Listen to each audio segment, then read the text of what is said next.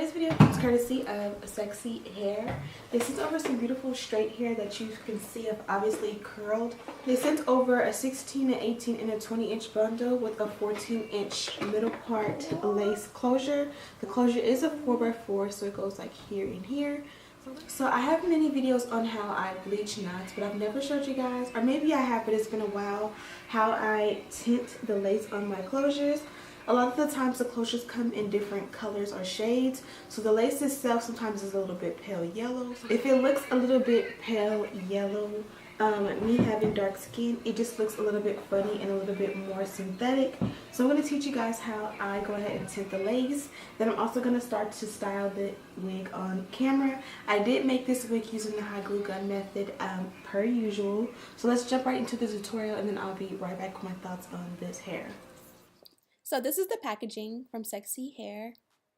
I got a middle part closure. There's a brochure in there and 3 bundles of hair. All of the links are in the description bar. All straight hair, really pretty.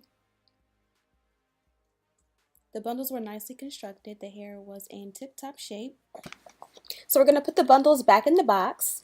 And we're going to put that aside and work on the closure. So as you can see, I'm trying to give you as best of a close-up of the closure as I can. This is what a middle part closure looks like. It's pre-parted for you, and where there's parting, there is no knots. So it makes it so that you do not have to bleach the knots. The only thing about a closure that is pre-parted is sometimes if the lace is not the same color as your skin, it will be a little bit too light, especially if you're brown.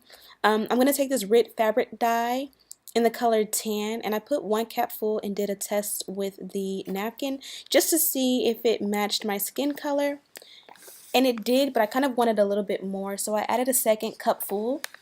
I did mix this into some boiling hot water, which works the best, and I went ahead and submerged the closure into the hot water and fabric dye mixture. I'm going to let that sit in there for about 20 minutes. And I did decide to add a capful of the cocoa brown. I just wanted to make sure that it had a little bit of a warm tone to it and that it was perfect for my skin complexion. After 20 minutes, I rinsed out the dye, and that was the way it looked, perfect for my hair. So I'm going to go ahead, I went ahead off camera and made the wig using my hot glue gun method, and I'm going to make this closure look like a frontal. I find that one of the biggest cons with closures are that where the closure and the bundles meet, you get that bulky little piece right there on each side.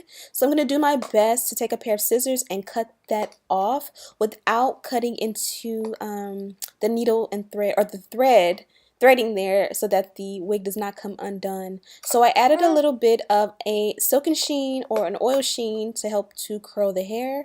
As you can see here, I'm also going to add a little bit of layers to the front. Normally I would add layers all the way around, and this is going to make for the best curls, so they're not all one length.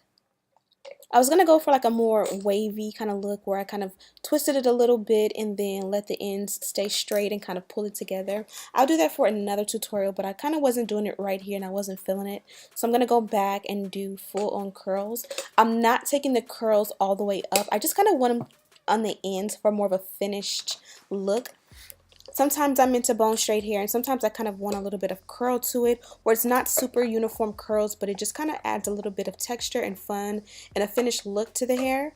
To back it up, whenever I was going ahead, or right before I added the layers, I did add a little bit of a spray. That spray is like an anti-aging spray. It's like basically a black hair spray that's supposed to cover up like roots or grays. I use that wherever you see like white glue or black glue or any line of demarcation. I go ahead and spray it black. That way you don't see any demarcation at any point in my wig. And as far as the curls go, they're pretty self-explanatory. I'm using my flat iron. This is the Babyliss Prima Pro. What I love about this flat iron is that it does go up to 465 degrees. It gets extremely hot, which is why I'm holding it further down, because where it's hot on the barrel, it's really hot. So it did come with a glove, but I never ever use it. And yeah, I'm just twisting it around. It makes the perfect curls. Again, if you want a little bit more dimension, either take smaller pieces so that you can curl it high up or add layers. But now let's get into our thoughts on the hair. Oh, and a little bit of finishing spray. So hopefully that was super self-explanatory. I used the Rit fabric dye. I picked it up from Joann's. You can get it from Amazon. You can get it from any fabric store or any section of like Walmart or something like that probably will have it. And I find that that works the easiest. You can use tea bags. There's a bunch of different methods. That's just the one that works the best for me. And it just kind of makes the closure blend with my skin a lot better. And then from there, I went ahead and I just did some nice little curls and a little bit of baby hair. I find that you can make a closure look a little bit more realistic by adding the baby hair and kind of tweezing it out a little bit so that it kind of, you know, mimics what it will look like if you have a frontal.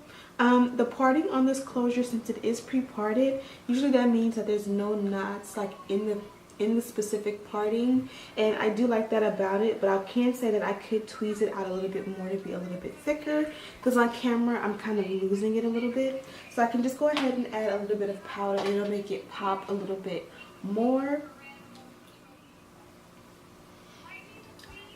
So yeah, usually either you add a little bit of powder or you twist the parting for it to go a little bit wider, and that should work. Just for a more realistic touch. The hair itself, again, was straight hair. 16, 18, 20 with a 14-inch 4x4 lace closure. I used my 20, my 18, and about a little less than half of the 16, and this is the rest. It's just been mangled around so it looks a little frayed, but it came bow straight. It was beautiful quality hair. No scent, no craziness. The wefts are nice and neat. It just was all around nice hair. So I have all of the details and a link to where you can purchase this hair listed in the description bar. And this is kind of like what it looks like when you kind of pull the curls apart.